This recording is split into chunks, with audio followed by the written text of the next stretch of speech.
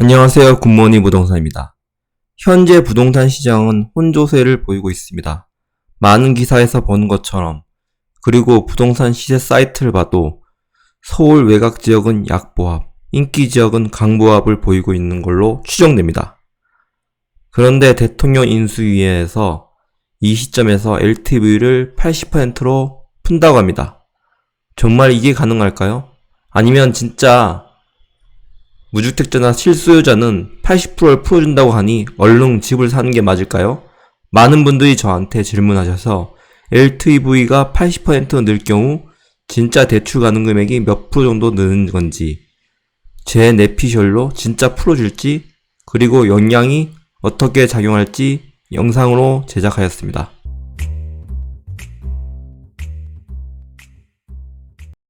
자, 여기 보시는 기사는 이제 생애 최초 주택 구입자뿐만 아니라 무주택, 신혼부부, 청년도 대출 규제를 완화한다는 건데요. 일단 여기서 이제 생애 최초 주택 구입자란 거는 아시다시피 태어난 후에 처음으로 집을 구입해야 하는 사람이죠. 그러니까 부모님이 집을 구입했다고 해서 그런 게 아니라 이제 본인 기준으로 했을 때, 사람 기준으로 했을 때 생애 최초로 주택을 구입한 사람 말하는 거고요.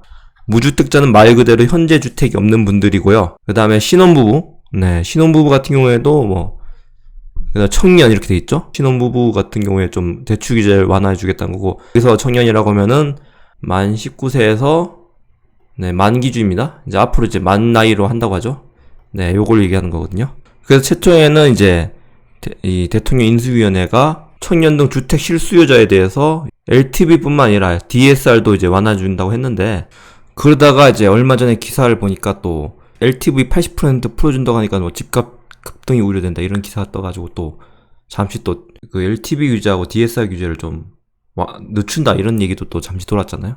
자, 대출 규제의 경우 이제 무주택자, 청년, 신혼부부, 비혼부분 등 실수요자에 대한 규제를 완화한 방안이 동원이 됐다고 되어 있는데, 그 다음에 DSR 규제도 장래 소득 등을 고려해서 대폭 완화한 방안이 논의 되고 있다. 이게 무슨 말이냐 하면은, 현재 이제 청년들 같은 경우에는 소득이 낮잖아요. 예를 들어서 갓 입사한 신입사원들 같은 경우에는 현재 연봉이 3천이라고 치면은, 근데 이제 나중에 연차 쌓일수록 연봉이 늘잖아요. 4천이 됐다가 그 다음에 또 임원이 되면 7천, 8천, 임원까지 부장급 되면은 이렇게 될 수도 있겠죠. 그래서 현재는 3천이지만은 장래에는 7, 8천까지 올라갈 걸 감안해서 장래 소득을 고려해서 대폭 완화한다는 거죠. 예, 실제 현재 기준에서 3천이지만은 미래 소득이 높기 때문에 한 중간 정도에서 5천 정도로 해서 평가를 한다든지 이런 방안이라는 얘기죠. 즉 이제 안정적인 소득이 있을 경우에는 집값의 80%까지 대출받을 수 있다는 의미라고 볼 수 있다는 거. 그리고 이제 여기서 지금 나오는 실수요자가 청년, 신혼부부, 비혼부부까지만 나와 있는데, 실제로는 이런 분들도 포함될 수도 있어요. 현재 집이 있더라도, 여기서 말하는 실수요자는 뭐냐면은 현재 집이 있더라도 1주택자라서 내가 다른 집으로 가고 싶어서 대출 때문에 못 가는 분들 있잖아요. 그런 분들에게도 대출을 해준다는 뜻이거든요. 그러므로 대상이 상당히 넓어지죠. 그리고 80%라고 한다고 하면은 LTV 80%라고 하면 한마디로 10억짜리 집도 대출을 8억 받아서 내가 가진 돈 2억만 있으면은 산다는 것인데요. 우리가 대출 규제라는 게 많이들 들어보셨겠지만 LTV 규제가 있고 DSR 규제가 있죠, 현재. LTV 규제가 있고 DSR 규제가 있다. LTV 규제라는 건 아까 말 그대로 이제 현재 집값의 몇 %를까지만 대출해준다 이런 뜻이고, 그 다음에 이제 DSR이라는 거는 연간 대출 상환금액 연소득이 일정 수를 넘지 않도록 대출해주는 거거든요. 만약에 DSR 규제 같은 경우에는 서울 같은 경우에는 40%잖아요. 즉 내 소득의 40%까지만 상환 가능한 대출을 해준다는 거거든요. 연소득이 5천만 원인 직장인이 있다고 그러면은 연간 대출 상환액이 2천만 원까지만 해주겠다는 거죠. 그러니까 월로 따지면은 한 170만 원 정도 되겠죠. 만약 대출을 4억을 받는다고 치면은 금리가 4%일 때 월 상환액이 190만 원 정도 나오거든요.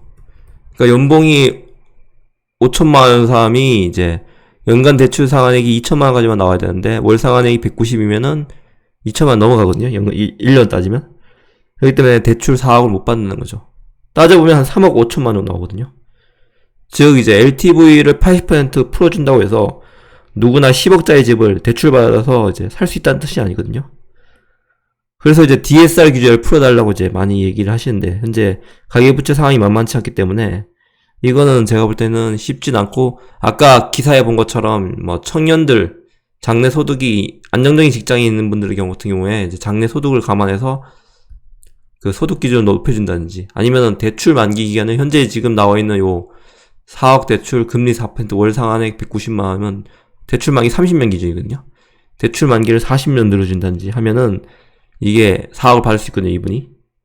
네, 그런 식으로 아마 되지 않을까 생각되고요. 실질적으로 10억짜리 집 현재 대출 규제는 LTV를 40% 적용하나 80%로 풀어주나 소득이 높지 않으면 큰 차이가 없다는 걸 알 수 있고요.